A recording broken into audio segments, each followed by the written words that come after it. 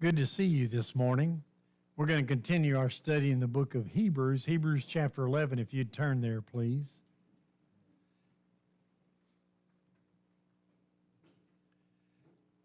You know, we've been dwelling on this idea the last few weeks about what true faith is and what it looks like. That's what he's describing.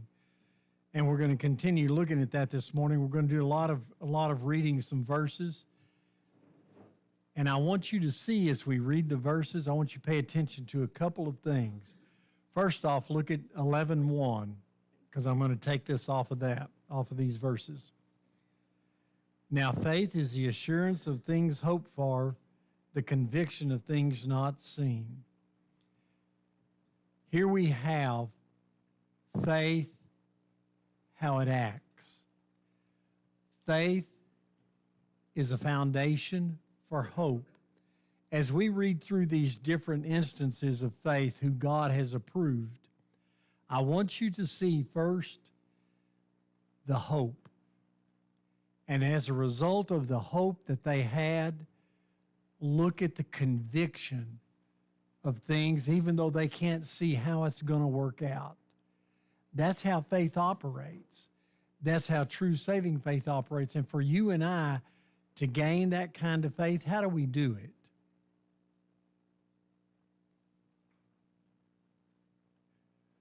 All right, faith comes by hearing. I heard someone in hearing by the word of Christ. So, you and I have got to hear and pay attention to the word of God. That's the only way you're going to gain it.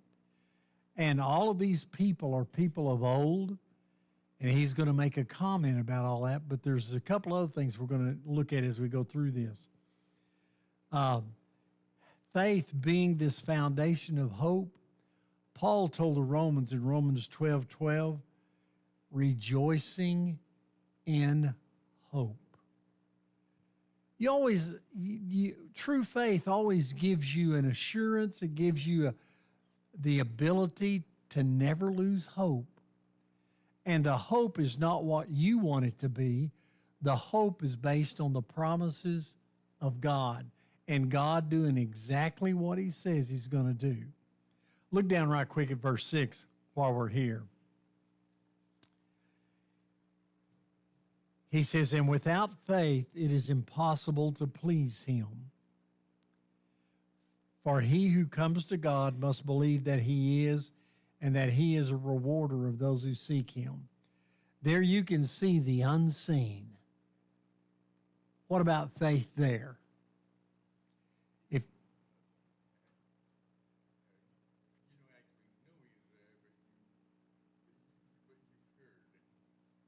you've heard, yes, and that you put a conviction that he does exist. Now, what I want to say real quick is that faith is not I believe in God. I believe in Jesus. That's not faith. In James chapter 2, he speaks that demons believe and shudder. So just for someone to say, oh, I believe in God, on what level? Like the demons? Or do you believe in God from the standpoint that I've got a hope with him, that he's going to do what he says he's going to do, and I expect him to do that, and I even know it's going to work when I can't see how? That's the faith the Lord is looking for all of us. And if you don't have that kind of faith, what do you learn? You can't please God. It's impossible. God's not pleased with people. Oh, I believe in God. I believe in Jesus. That's not what he's looking for. He's wanting to see some convicting actions in your life to show there is this conviction within you, within me. And then he begins to go through places like Noah, dealing with the unseen. In reverence for God, he built an ark. He took God at his word. He didn't have to ask God to explain it. He just took God at his word. Then he goes through Abraham Abraham went, no idea where he was going, but he trusted God calling him to go, and he went, knowing that God would work everything out. Now, one of the things that I find kind of interesting, these people are wanting to do what? They want to go back under that old law of Moses. And you could almost hear an interaction between the Jews that want to go back and the people of the time. You call Jesus your Messiah, and the Messiah is promised to be a king of peace. Why are you people all persecuted if your kingdom is a kingdom of peace under this Messiah? See, try to cast doubt on them. Or, where's your temple? Let me tell you where our temple is. We can show you our temple where we go to meet God. Where's yours? See, you can see the doubts that they could cast upon it. Or, where is your king's throne? Our king's throne is in Jerusalem. Where's yours? See, it's all unseen. Or then you may hear them say, what are your laws? Guess where our laws came from? God wrote them by his hand on tablets of stone. Where's yours? You just got some men talking out here. That's your God, that's your laws. And so you can see in all of this, the Jewish system was based totally on the physical. And the Hebrew writers let us know that system was what? It was a copy, and it was only a shadow. It wasn't reality. And so you can see the pressure that they get put under through all of this. What would they do? What would the Jews do if they lost their physical? What would they do? And they did. Jerusalem was destroyed in history 3 times. What do you do? Well, there went your physical temple. So everything was based on physical, on the scene. And God based everything through Jesus on what? The unseen. And are you convinced that that's true and that's right? Let's continue on. Look down at verse 13. Speaking of Abel and Enoch and Noah and Abraham, all these died in faith without receiving the promises, but having seen them and having welcomed them from a distance, and having confessed that they were strangers and exiles on the earth. For those who say such things make it clear that they are seeking a country of their own. How did these Old Testament people living under a copy and a shadow, how did they react to the things of God? Did they get to see the reality of the Messiah? See, they didn't see any of that. They didn't see the death of Jesus literally publicly before them. But what did they do? What did they have? Faith in the promises. So here's the promises of God, and they welcomed them even though it was still far into the future. And they embraced it because they knew their God, the God who made these promises. And this is what faith does. And so if it's how did they die? He says here in 13. They died in faith. Now, what would that do for you?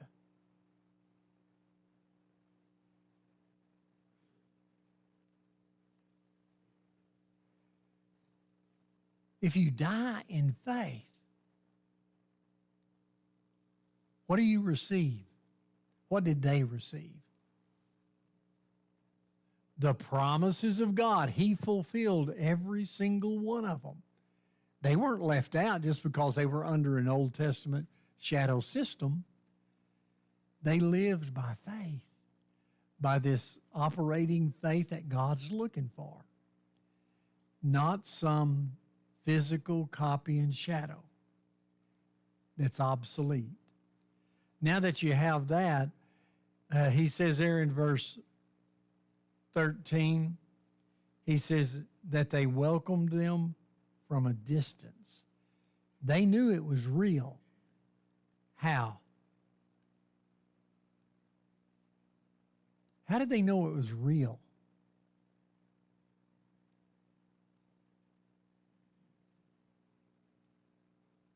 God gave it to them.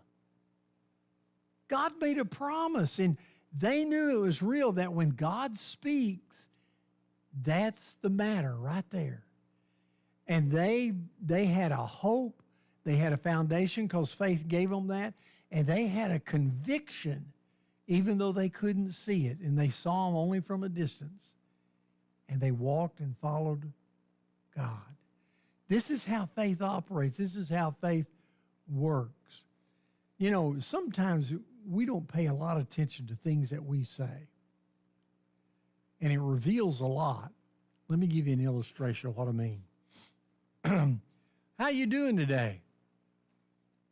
Oh, I'm upright. That's a lot better than the alternative. What are they saying?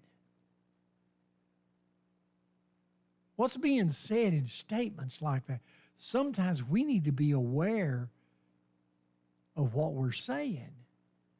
It's better than the alternative. What are we seeking? A home in heaven. And you have that home how? Faith in the promises of God.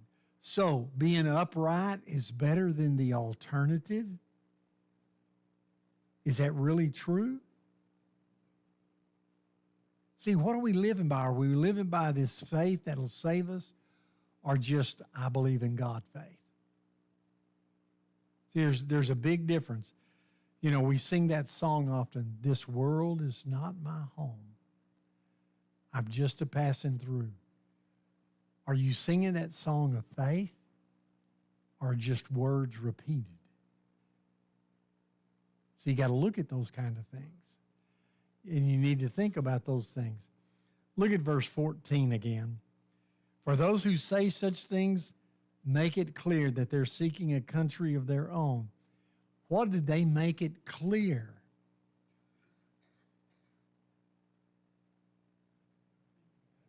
Yeah, they were seeking heaven. They were seeking the promises of God.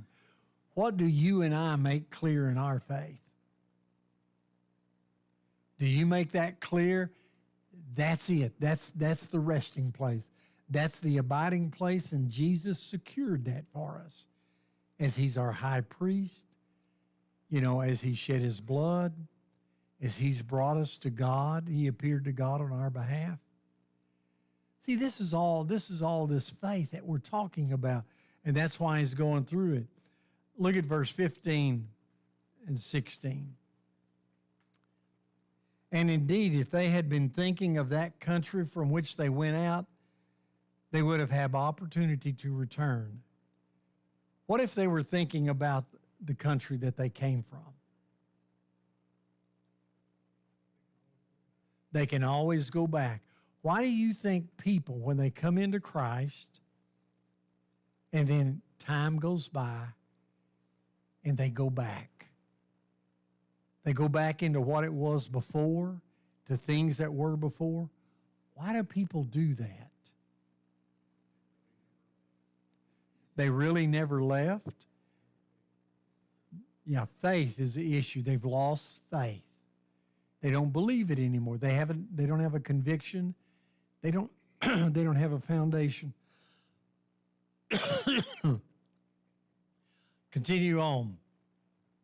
Look at verse 16. But as it is, they desire a better country, that is, a heavenly one. Excuse me. Therefore, God is not ashamed to be called their God, for he has prepared a city for them. How does God feel about people who walk by this faith? He's not ashamed of you. Isn't it good to know that God wouldn't be ashamed of you? You can call me your God. I'll take that all day from you. See the crucialness of faith? Let's keep moving on through. We got a lot to cover here. Verse 17. By faith, Abraham, when he was tested, offered up Isaac, and he who had received the promises was offering up his only begotten son. What did God do to Abraham? He tested him. Yeah, he tested Abraham. And what did he call Abraham to do? Yeah, give up your only son. And God made the promises through whom? He made it to Abraham coming through Isaac, right? Does it make sense that I offer up my son as a sacrifice when all the promises were coming through him? Does that even make sense? Sometimes things don't have to make sense, but if you've got this foundation of hope in God and a conviction of the unseen, look what Abraham did with that. Look at verse 18. It was he whom it was said, in Isaac your descendants shall be called.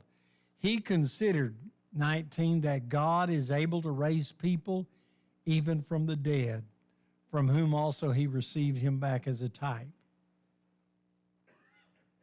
Could God do it? Did he ever raise anybody from the dead? Yeah. He rose Jesus, didn't he? As the promises continued. So here's Isaac, here's Abraham, verse 20. By faith, Isaac blessed Jacob and Esau, even regarding things to come. What did Isaac do?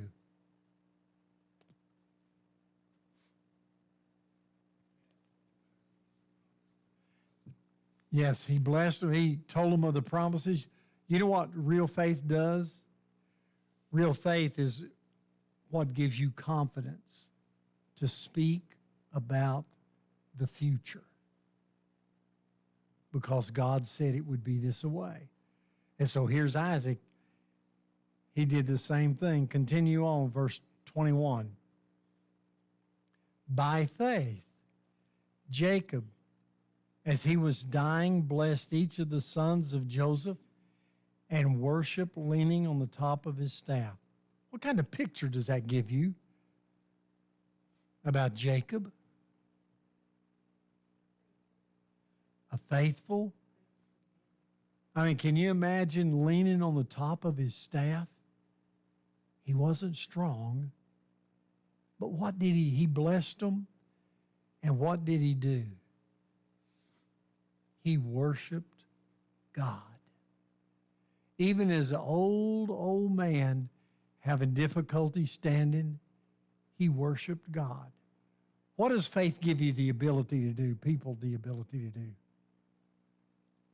To worship God. Why do people don't want to worship God? Why don't they want to assemble to worship? Let's talk about it. It interferes with their life, which is what's the problem? There's no faith. See, there's no faith in the promises of God. They're living for the now. Well, this is what I feel like today. Faith is what gives you the ability to worship God, even in weakness. It takes that kind of faith. Let's keep moving.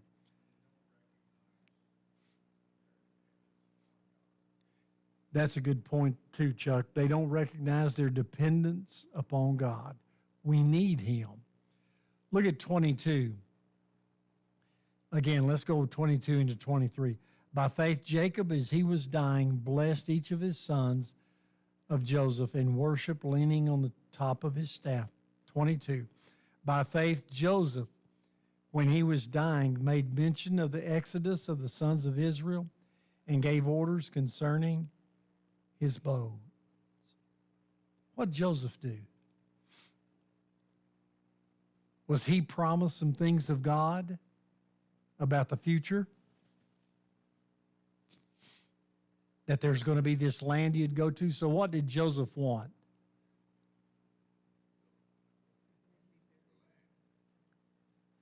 Yeah, I want to be in that land. Take my bones and make sure you put them in the land God promised. See, even upon that, what's he looking at? He's convicted about the promises. See, it's unseen. He didn't know about it. All he did was he was given promises from God, and when he passed away, he made sure he let his sons know. Take my bones to the land God promised us. Faith did that. Continue on, verse 24. Well, let's 23. I don't want to miss that one. By faith, Moses, when he was born, was hidden for 3 months by his parents because they saw he was a beautiful child and they were not afraid of the king's edict. What did the king of Egypt say? Kill all these children. What did Moses' parents do? Can you imagine taking a little tiny baby and hiding him? But we get an insight that you don't get reading in the text in the Old Testament. What's the insight? Okay, what does he say is the insight, though? They weren't afraid of the king's edict. The king said, this is what's going to happen, and faith kept trusting in the promises of God, and I'm not going to fear. You see what faith does? A true blue saving faith keeps fear at bay. And wasn't that some of the things Jesus talked to his disciples about? Why are you so fearful, O men of little faith? See, he was calling their hand, trying to get them to see. Fear, you've got to go beyond fear. Faith does. That's what it does for you. It gives you some stability. It gives you some footing. And so they hide Moses for 3 months. Let's continue on. Verse 24. By faith, Moses, when he had grown up, refused to be called the son of Pharaoh's daughter. What about Moses now? He's the son of the Pharaoh's daughter. What's in line for him?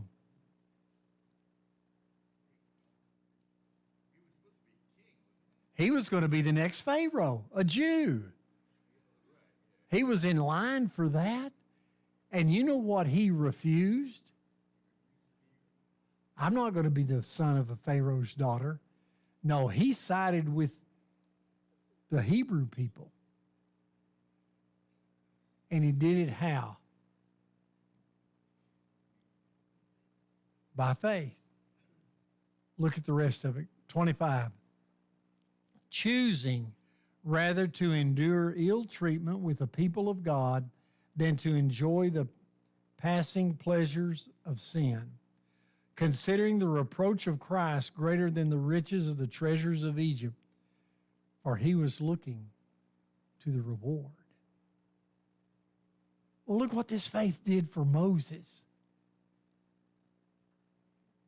If we could say it in an easy way, faith is what allows a person to say no. No. Rather than go and have it made in life and everything is good and easy, I want to be with God's people because the promises of Jesus were coming through the people of God. I want to be on that side, not on the side of comfort and pleasures. So faith gives you the ability to say no. Keep moving here. Verse 27. By faith he left Egypt, not fearing the wrath of the king, for he endured as seeing him who is unseen. What do you see one more time there?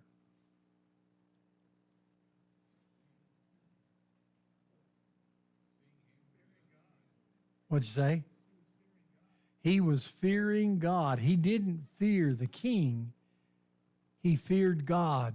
And all of these things, you know, we don't see this a lot of times when you read back in the Old Testament. But he's filling in the things of God's approval of this inspired writer. So guess what faith led him to do? He left Egypt. Out of all of that pleasure, out of all that greatness, and he was looking one place. He was looking to God.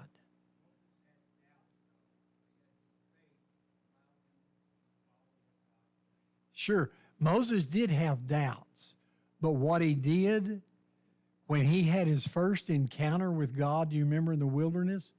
What did he do?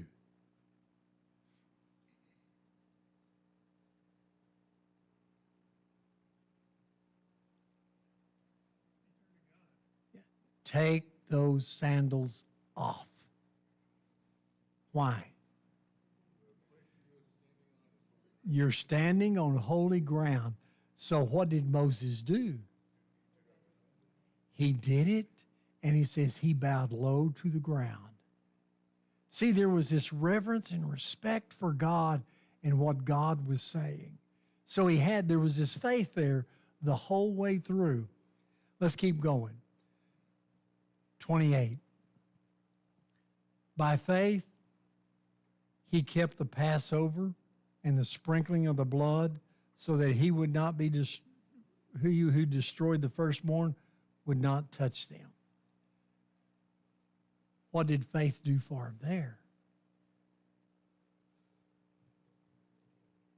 How in the world could you say, put some blood on the doorpost and around,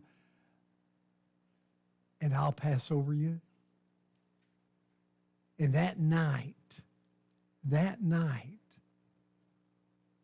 what would you have thoughts of if you're in your house?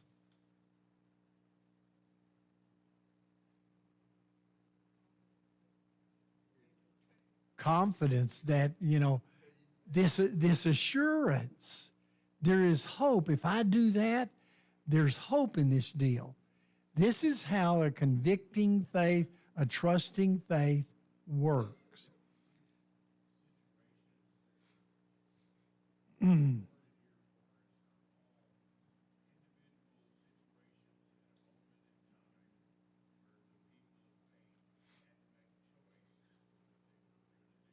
Yes, good point.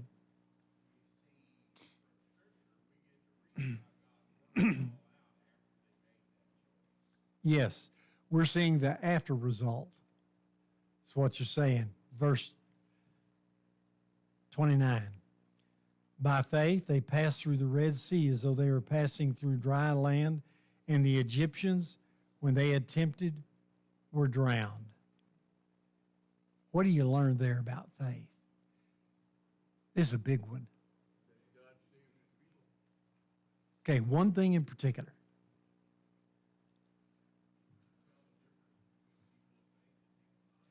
There you go. That's it. God made a distinction between those who are of faith and those who are of not faith. And he didn't spare. What do you think eternity at the end of time is going to be like?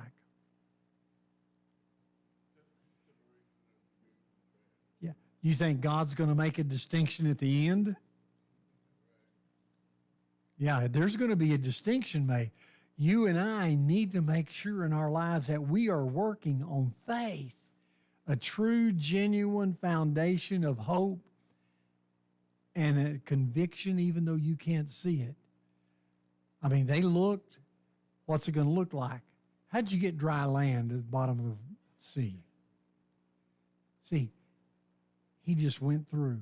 And the Egyptians thought they were bold enough that they could follow. God said, had enough of that. Those of faith went through and made it. Let's keep going.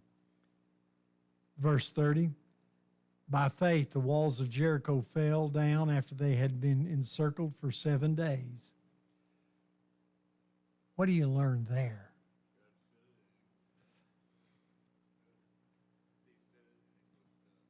Well, there was a judgment on Nineveh. Or Jericho, I'm sorry. There was a judgment on Jericho. So what happened by faith? The walls went down. They walk right in. God promised them, you're entering this land. And here they go. Look at the power of faith. That's what God's looking for in me and in you. Continue on. Verse 31. By faith, Rahab the harlot did not perish along with those who were disobedient after she had welcomed the spies in peace. What about there? What did faith do for Rahab? It saved her. It saved her, and she wasn't destroyed with the rest of the disobedient because she came and put her trust in God. See, a trusting conviction. So this is how faith works. Let's keep going, verse 32. And what more shall I say? For time will fail me if I tell of Gideon, Barak, Samson, Japheth, and David, and Samuel, and all the prophets, who by faith conquered kingdoms, performed acts of righteousness, obtained promises, shut the mouths of lions, quenched the power of fire, escaped the edge of the sword, from weakness were made strong, became mighty in war, put foreign armies to flight. Keep moving. Listen to this. 35. Women received back their dead by resurrection, and others were tortured, not accepting their release, so that they might obtain a better resurrection. Right quick. What does God never promise? Things are never going to just be easy all the way. A lot of times we think God's not going to let us get hurt. Is that how we think of things? Is that the truth?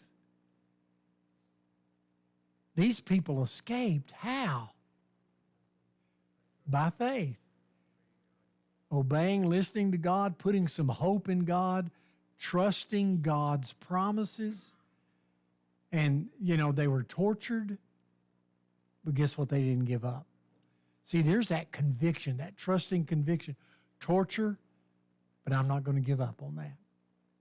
Keep moving. Look at verse 36. And others experienced mockings and scourgings, yes, also chains and imprisonment. How far did they have to go? At times. Imprisonments, scourgings, being in chains. 37. They were stoned. They were sawn in two. Think about that one. They were sawn in two. They were tempted. They were put to death with the sword. They went about in sheepskins and in goatskins, being destitute, afflicted, ill-treated. Many of them didn't even have homes. "38. Look at what God speaks about them. Men of whom the world was not worthy. How did God see those people? The world is not even worthy to have them around. That's what faith does. That's what faith is. Wandering in deserts and mountains and caves and holes in the ground. My goodness. Anybody in here this morning like go live in a cave? How about a hole in the ground? You think about this. It wasn't things of this life that they wanted. What were they looking for? The promises that this architect of God has something better awaiting. It's not about this life. It's not about this earth. It's not about the comforts that go on, but we're talking about some real testing of faith. Keep moving. Verse 39. All of these, having gained approval through their faith, did not receive what was promised. And what was at the end of that? They didn't get what was promised. Still didn't come for them. Then what kept them moving forward? Faith. Yes. Verse 40. Here's why. Because God had provided something better for us, so that apart from us, they would not be made perfect. Look back right quick to chapter 9. Talking about all these Old Testament people. Look at verse 15.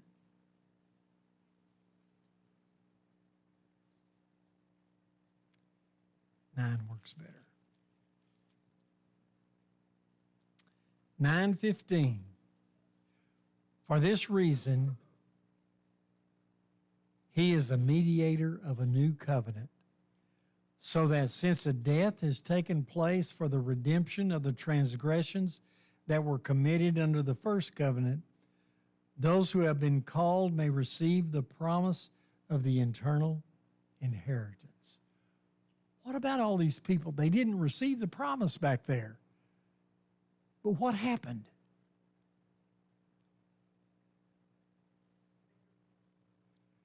Okay, what happened to them all through Jesus?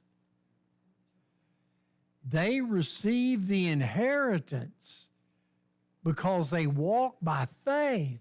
They had that trusting conviction and a hope that God would do exactly what he says he's going to do.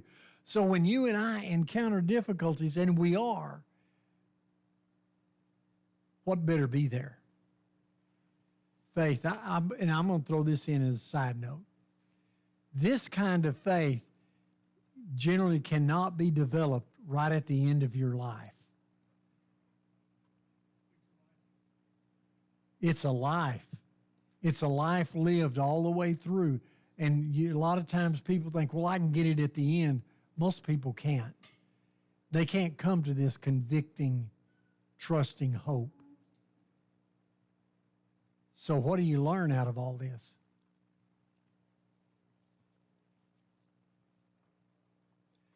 Do we need to work on our faith? I think I do too. We need to work on faith. The faith of Bible proportion, biblical. You go ahead.